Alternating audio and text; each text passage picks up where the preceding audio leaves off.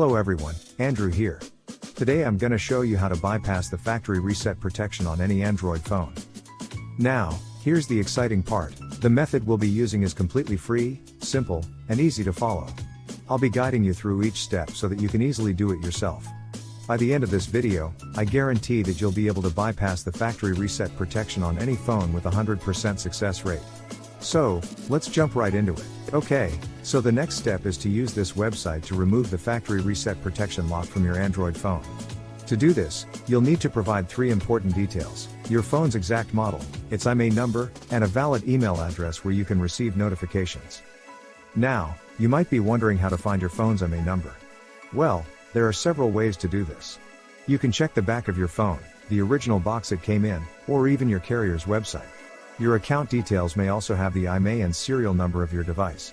If you have a sales receipt or contract, you may find the IMEI and serial number there. If your phone has a removable battery, you can check underneath it for the IMEI or serial number. However, if your phone doesn't have a removable battery, don't try to remove it or you may damage your device. Once you have your phone's IMEI number, you'll need to fill out a simple form on the website with your phone model, IMEI number, and a valid email address. This is where you'll receive a notification when the factory reset protection has been removed. After you submit the form, your request will be processed, and you'll receive an email notification when the factory reset protection removal process is complete. I'll show you an example of what the email should look like by logging into my personal email account. Here's the email I received, saying that the factory reset protection was removed. Let's open it up together.